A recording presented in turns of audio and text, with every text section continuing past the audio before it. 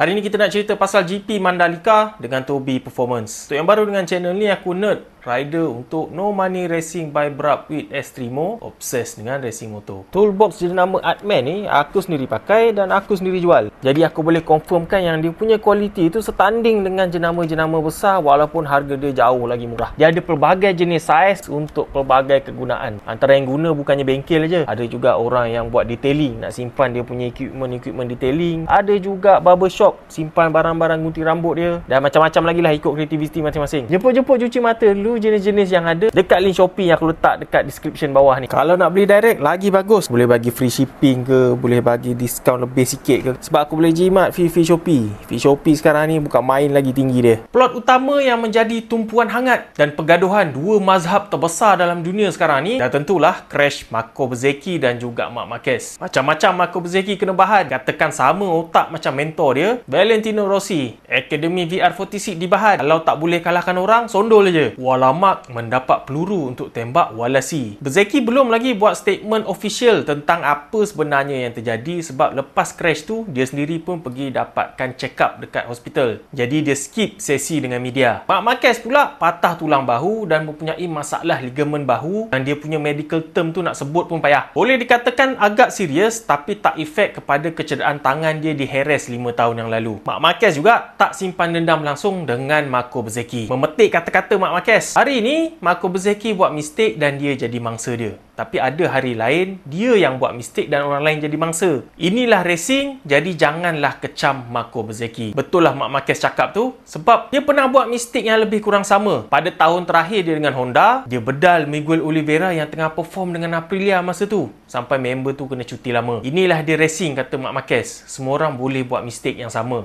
tak disengajakan. Marco Bezzecchi sendiri awal-awal lagi dah pergi minta maaf dengan Marc Marquez secara live lepas jatuh tu, dan juga selepas tu di social media. Sekali imbas nampak macam Marco Bezzecchi yang bangang. Dia cuba overtake dekat tempat yang mustahil untuk overtake. Tapi bila diamati betul-betul dan juga dianalisis oleh bekas pelumba MotoGP Neil Hodgson, Marco Bezzecchi sebenarnya bukannya cuba untuk memotong pun masa dia orang crash tu. Sebenarnya Marco Bezzecchi yang memang perform di sepanjang minggu di Mandalika ni memang lebih laju daripada rider lain di turn 6 dan turn 7 yang terlibat. Kalau ikutkan data, Marco Bezzecchi lebih laju 0.2 saat daripada rider-rider lain di corner tersebut. Di sebaliknya Marc Marquez pula di dalam satu season ni, dekat sinilah yang dia slow. Sampai dia sendiri cakap nak podium dekat Mandalika pada hujung minggu lepas mustahil. Kena cuba podium dekat Phillip Island. Jadi pertembungan antara pace yang paling laju dengan pace Marc Marquez slow sikit, inilah yang terjadi. Di corner ke-6 dan 7 tu, sebuah seleko yang laju, throttle kena open wide untuk kekalkan grip pada tayar belakang. Corner yang sama juga bukannya area braking. Jadi komitmen rider dekat situ ialah full gas pada throttle, tak terfikir langsung untuk pegang brake. Oleh sebab Marco Bezzecchi memang laju dekat situ, dia dapat drive out daripada corner tu lebih baik daripada Marc Marquez. Tapi tiba-tiba dia dapati dia dah nak tersondol Marc Marquez. Dia tutup throttle untuk elakkan daripada terlanggar, tapi dalam masa yang sama motor terpaksa ditegakkan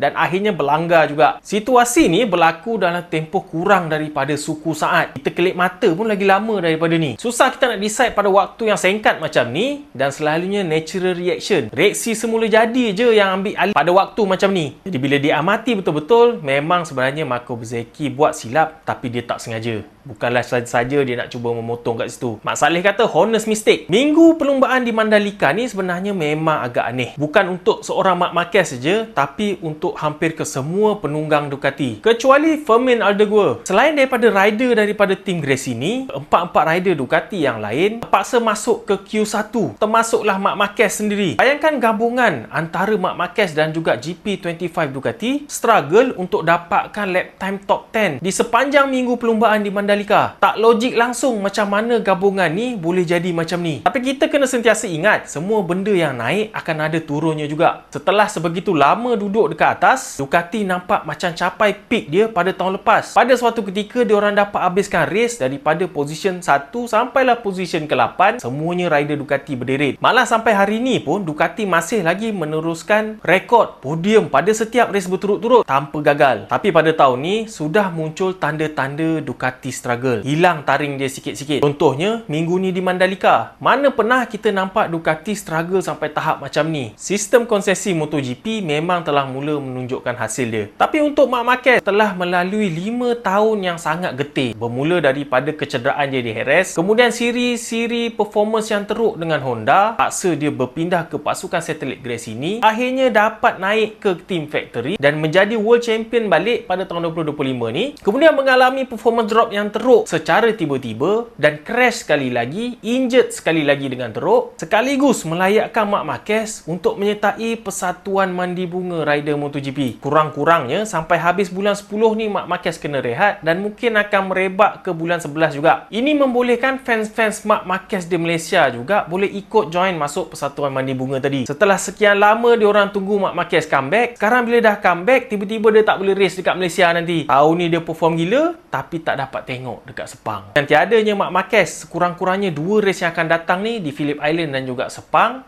bermaksud semua rider akan dapat satu tempat up daripada biasa. Tapi seteruk-teruk prestasi Marc Marquez di Mandalika, tak boleh challenge dengan teruknya prestasi Pecco Bagnaia. Kurang-kurangnya Marc Marquez dapat juga qualify pada kedudukan ke-9, tapi Pecco Bagnaia tak dapat nampak langsung kedudukan top 10 di semua sesi sepanjang minggu di Mandalika. Sudahlah dia tak lepas masuk ke qualifying tu, dekat sprint race dia habiskan race pada kedudukan terakhir. Nampak macam dah cukup teruk dah, tapi keadaan jadi teruk lagi pada race utama pada hari Ahad. Dah lah dia race sorang-sorang pada kedudukan terakhir pada race utama, dia crash pula pada kedudukan terakhir tu. Ducati dan juga Bagnaia dua-dua tak ada jawapan macam mana benda macam ni boleh terjadi selepas diorang dah dapat solusi yang solid untuk mendominasi race di Motegi minggu sebelumnya. Walaupun Ducati tak nak dedahkan, tapi tim VR46 dah terlepas cakap. Diorang cakap Pecco test jentera Franco Morbidelli di Misano, jentera full spec GP24. Sebab inilah Ducati yakin yang parts-parts GP24 akan kembalikan keyakinan Pecco. Ducati tak dedahkan berapa banyak sebenarnya part GP24 yang digunakan pada GP25 Pecco Bagnaia. Tapi ada ura-ura cakap sebab diorang tak nak dedahkan langsung, ada kemungkinan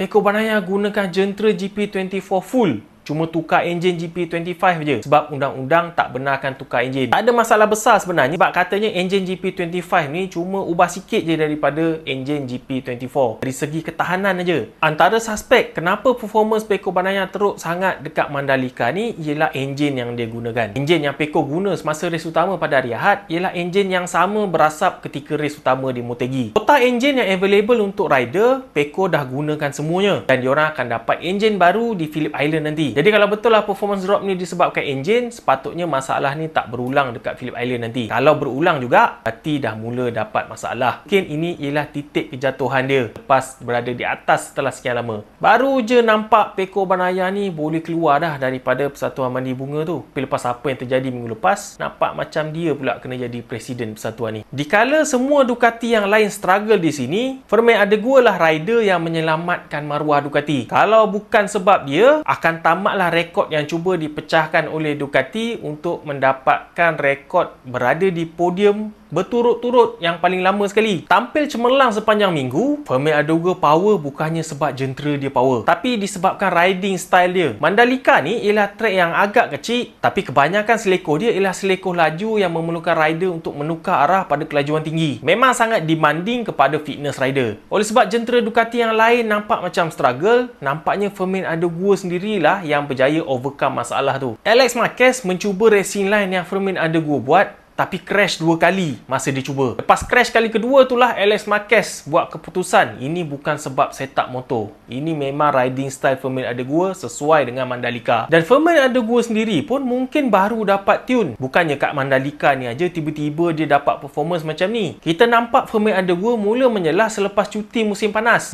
Daripada race demi race, kita nampak dia mula fight dekat kedudukan depan dan naik podium dengan agak kerap. Dengan tiadanya Bezzecchi yang memang nampak strong sepanjang minggu pada race utama, Fermin Adeguer dapat kemenangan dia yang pertama dalam MotoGP. Ini membuatkan jackpot Gresini yang kita cakap sebelum ni bertambah-tambah lagi jackpot dia. Sejak 2-3 tahun kebelakangan ni, semua rider yang Gresini ambil dapat menang MotoGP. Bermula dengan Enea Bastianini, kemudian DJ Antonio, kemudian Alex Marquez dan kemudiannya Marc Marquez. Sekarang ni Fermin Adeguer pun dapat menang juga. Semua rider yang diorang ambil dapat rasa menang race MotoGP. Dekat Mandalika ni menang besar dia orang sebab pada race utama ada dua rider Gracie ni di atas podium. Formula 2 nombor 1 dan juga Alex Marquez pada tempat ketiga. Ini kali kedua Gracie ni dapat dua rider di atas podium pada race yang sama. Kali terakhir pada tahun lepas oleh Marc Marquez dan juga Alex Marquez. Dalam situasi MotoGP sekarang ni agak susah untuk kita tengok mana-mana tim termasuk tim factory sendiri untuk ada dua rider di atas podium. Bugatti Factory pun awal-awal hari tu je sebelum Pecco Bagnaia drop.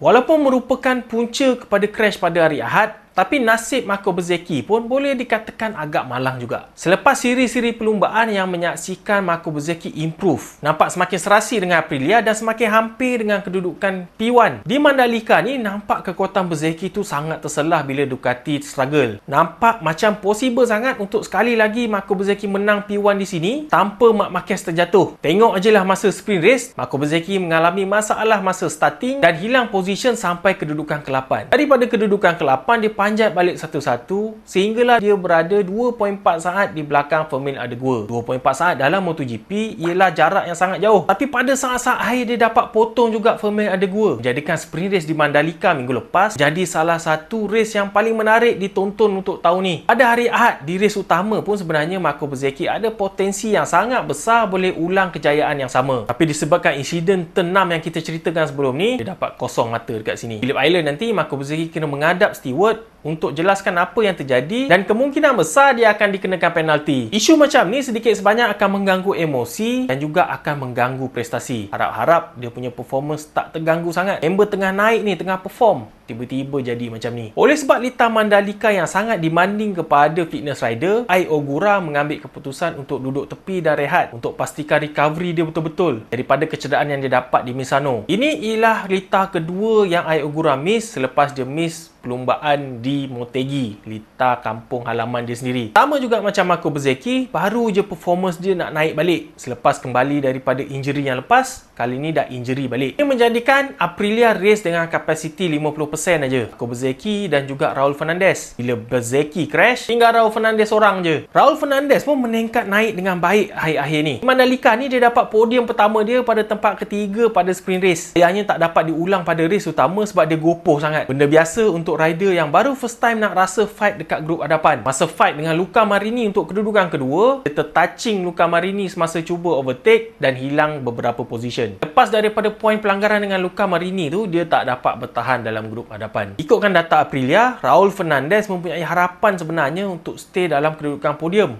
Tapi sebab cara riding dia gopoh tu, harapan tu musnah. Sudahlah, Jorge Martin injured. Baru je lepas balik daripada recovery yang sangat panjang. Dah injured balik, dah kena cuti lagi. Ai Ogura yang tengah perform pun injured juga. Raul Fernandez yang mula nampak meningkat, tergopoh gapah pula. Tambah pula Marco Bezzecchi crash pada race utama. Confirm, Aprilia seluruh tim memenuhi piawaian untuk menyertai Persatuan Mandi Bunga.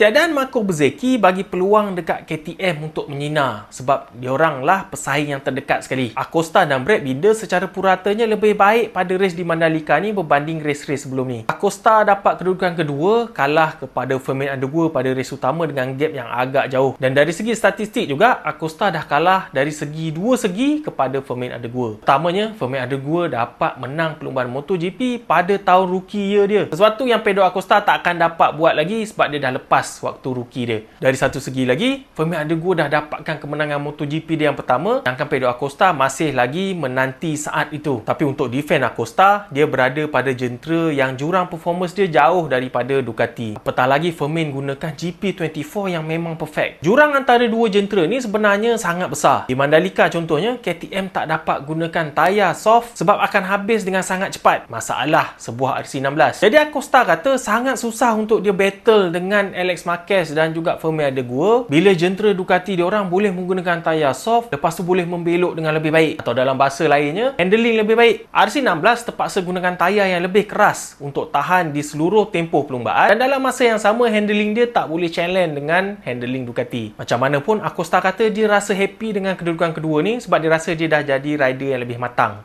tak tergopoh gapah sampai jatuh. Kedudukan kedua atas podium pun sangat baik sebenarnya. Jadi keseluruhannya memang KTM nampak lebih baik pada race di Mandalika ni. Brad Binder habis pada kedudukan keempat, nampak biasa je, tapi dia start daripada kedudukan ke-15. Bastianini crash lagi di sini dan Maverick Vinales selepas sesi qualifying pada hari Sabtu mengambil keputusan untuk tak race dan nak fokus kepada recovery bahu dia. Ini untuk bagi masa kepada dia untuk tak terukkan lagi injury bahu dia. Sebab dia nampak dia tak ada progress. Sekali lagi, faktor track yang demanding dari segi fizikal memaksa Vinales untuk duduk tepi. Vinales ialah salah satu lagi rider yang tengah naik performance dia tapi terpaksa terhenti sebab injury. Kala dia tengah perform dan mula macam dapat tune sejak dia pindah ke KTM, itu jam lah dia crash dan injured pula. Ikutkan boleh juga sertai persatuan mandi bunga ni. Tapi persatuan tu dah penuh dah. Ramai yang duduk dalam tu. Maverick Vinales duduk tepi dulu, kira okey lagi.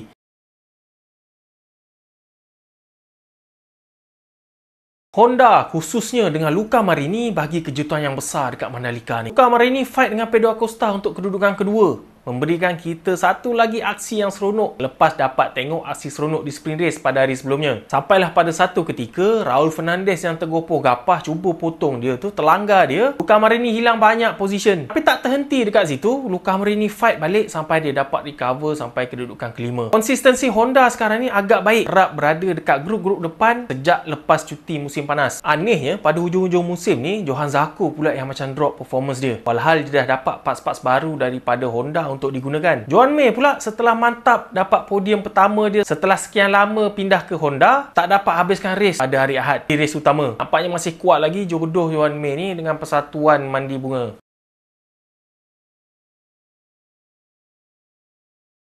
Di Yamaha, tahap frust Quartararo kepada jentera YZR M1 ni semakin bertambah-tambah. Crash semasa sprint race dari kedudukan ke-12, Quartararo cakap tak ada apa yang positif di sepanjang minggu di Mandalika ni dan dia tak dapat belajar apa-apa pun. Semua jenis tayar tak kira kekerasan dan juga jenis, bila dipasangkan pada YZR M1 tu semuanya tak jadi. Tapi di sebalik komplain Quartararo ni, Alex Rins pula yang menjadi-jadi. Tiba-tiba dia dapat qualify pada kedudukan keempat. Sangat mengejutkan memandangkan sebelum ni dia nak cecah top 10 pun payah. Kata Rins dia dapat setup jentera dia semasa di Motegi, dapat brake lebih baik, whole line racing lebih baik dan inilah yang dia nak pada jentera dia. Tak sangka setup tu menjadi di Mandalika. Malangnya semasa sprint race dia kena sondol dengan Marc Marquez dan jatuh sampai kedudukan terakhir, menghancurkan harapan dia untuk duduk atas podium. Pada race utama pun pada satu tahap Alex Rins berada pada kedudukan kedua, tapi dengan berbaki 5 lap sebelum habis race, tayar soft yang dia gunakan habis terus, menyebabkan dia habiskan race pada kedudukan ke-10. Rins happy dengan benda ni sebab memang dah dijangka tayar soft tu takkan boleh tahan di sepanjang tempoh perlumbaan. Tapi Yamaha tak ada pilihan sebab gunakan tayar yang lebih keras, jentera diorang tak dapat panaskan dengan baik, terpaksa guna soft juga. Sebenarnya dah dijangkakan dah pun tayar ni akan habis lebih awal, tapi sekurang-kurangnya Rins dapat tahankan sampai berbaki 5 race je lagi. Agak baik sebenarnya. Rins happy sebab dia dapat buktikan dia masih lagi relevan dalam MotoGP. Dia kata di sekeliling dia, orang dah mula tak percaya. Samalah macam kita dah hilang trust dekat Rins ni. Tengok dia kelam aja macam tak ada harapan dah. Satu kepuasan bagi dia kata bila dia dapat buktikan kata-kata dan tanggapan macam ni salah. Namun baru 1 minggu je yang menjadi, Alex Rins kata tengok dekat Phillip Island nanti. Adakah prestasi ni boleh diteruskan kat sana?